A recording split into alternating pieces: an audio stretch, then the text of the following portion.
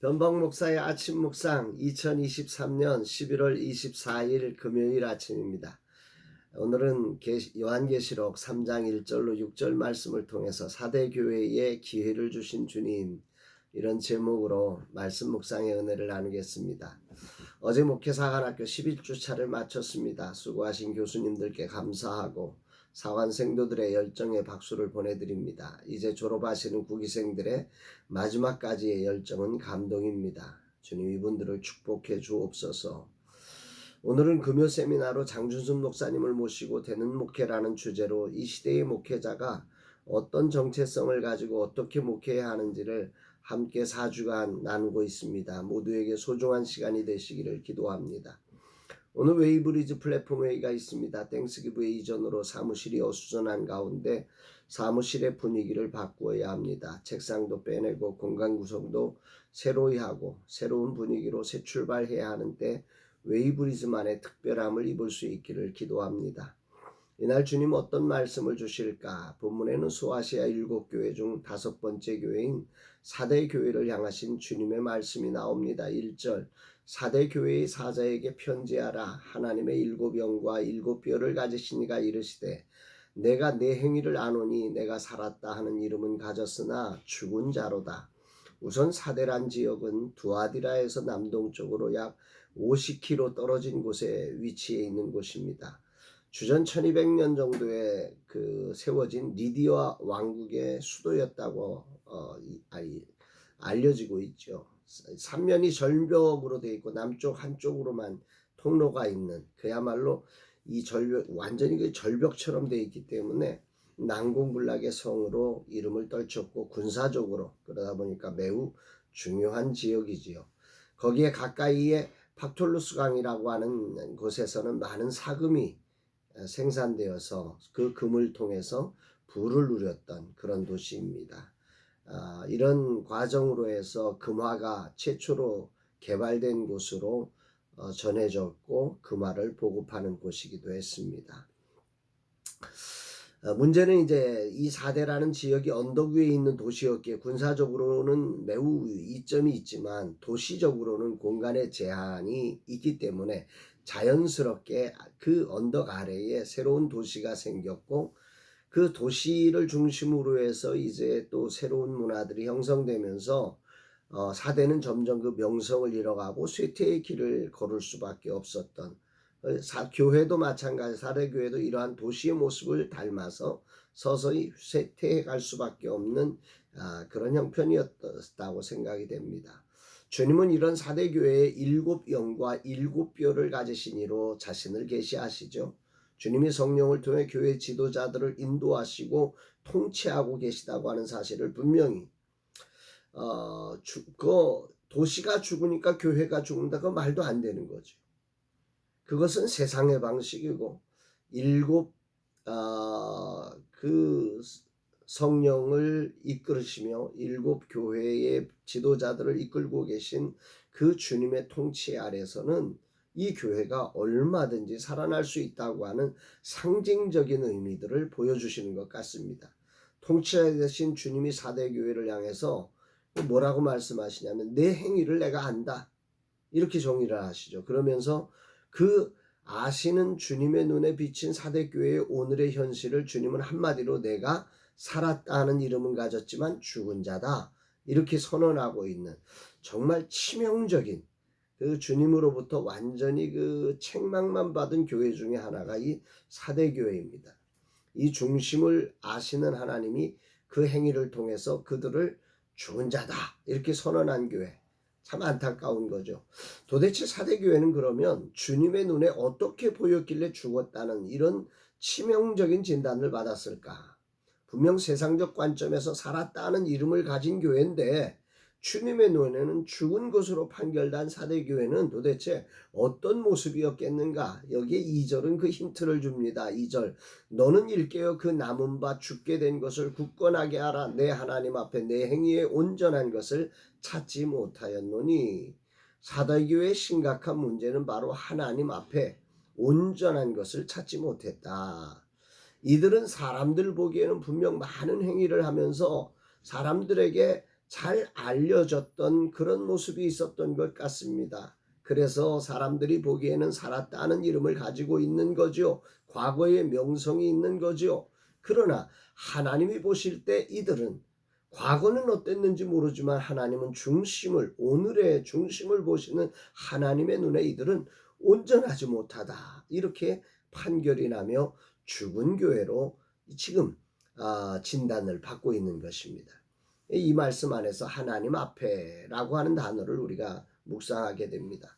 사대교회의 모습은 그러니까 사람들을 의식하며 사람들에게 보이는 교회, 사람들에게 인정되는 교회로 방향성으로 달려갔던 거지요.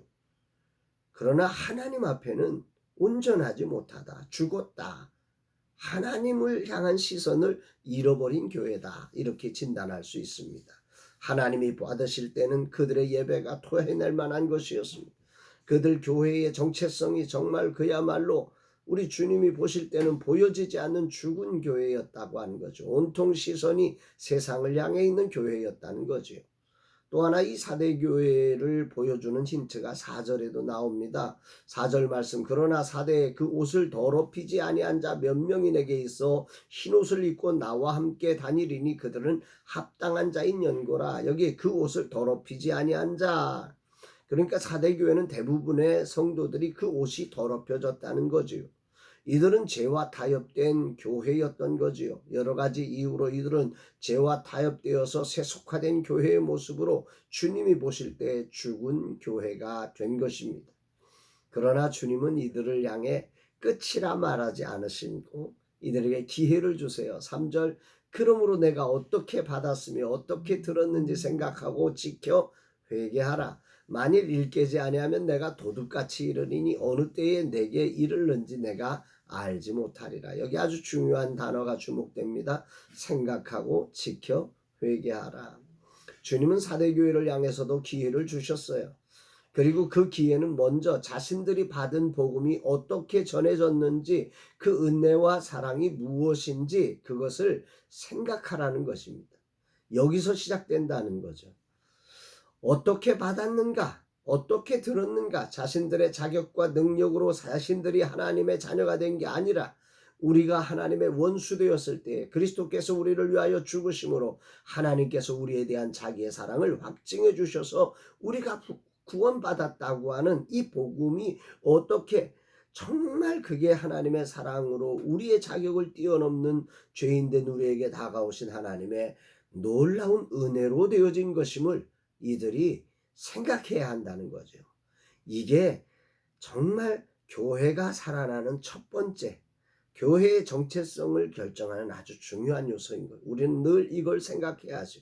죄 속에서 건져냄을 받은 하나님의 거룩한 은혜로 말미암는 하나님의 자녀가 되었음을 기억하라는 것입니다.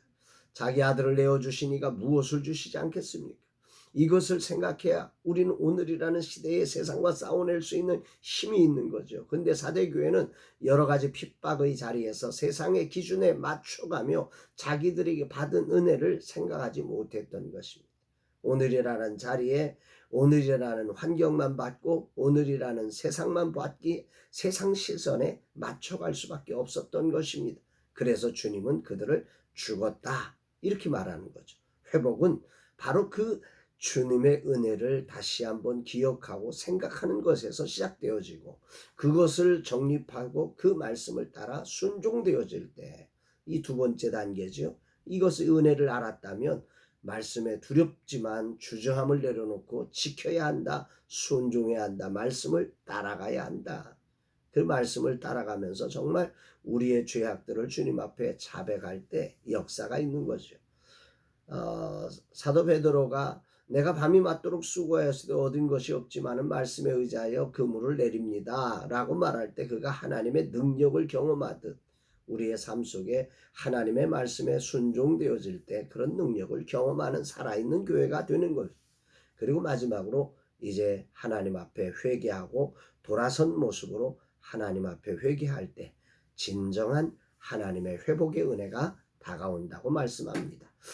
오늘 내가 생각하고 지켜야 할 것은 그럼 뭘까? 이런 자리에서도 이기는 자가 있고 이들을 향해 주님은 놀라운 축복을 약속하고 계셔요. 5절 이기는 자는 이와 같이 흰 옷을 입을 것이요 내가 내 이름을 그 생명책에서 결코 지우지 아니하고 그 이름을 내 아버지 앞과 그의 천사들 앞에서 시인하리라. 여기에 흰 옷을 입혀주고 생명책에서 지우지 아니하고 우리 하나님 앞에 천사들 앞에서 시인하겠다고 약속하고 계시죠. 주님은 사대라는 죽은 자 같은 교회에 이긴 자들을 향해서 여기서 회개하고 돌아서서 이긴 자가 될 거룩한 성도들, 그가 과거에 사대교회 죽은 자였지만 그러나 그들을 조금도 차별 없이 흰 옷을 입혀주고 생명책에 기록해주고 하나님과 천사 앞에 시인하며 이들이 죽은 자 같은 곳에서 이긴 자라고 자랑하시겠다고 말씀하십니다. 이게 오늘 아주 큰 소망이고 힘이 됩니다.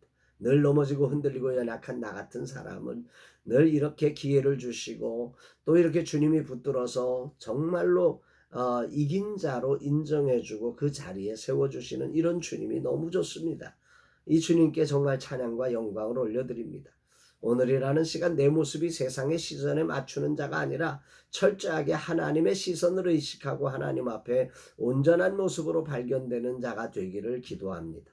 아울러 주님이 받아주신 그 은혜를 가슴에 깊이 새기며 세상의 유혹에 타협되지 않은 자로 오직 말씀에 순종되는 자로 오늘도 나아가기를 기도합니다. 주님, 이 종을 사대에서 건져주심에 감사드립니다. 저는 정말 주님을 따를 수 없는 자였지만 주님은 이 종에게도 기회를 주셔서 이 길을 걷게 하심에 진심으로 감사드립니다. 내가 어떤 은혜와 사랑으로 이 자리에 있는지를 분명히 기억하며 다시 사대로 가지 않게 하시고 오직 하나님 앞에 온전함으로 발견되는 말씀에 순종하는 자가 되게 하옵소서 고백합니다. 사랑하는 여러분, 여러분들에게도 정말 하나님을 향한 시선이 세상을 살아가다 보면 나도 모르게 세상에 만족시키려고 사람을 만족시키려는 사대교회가 될 때가 참 많습니다.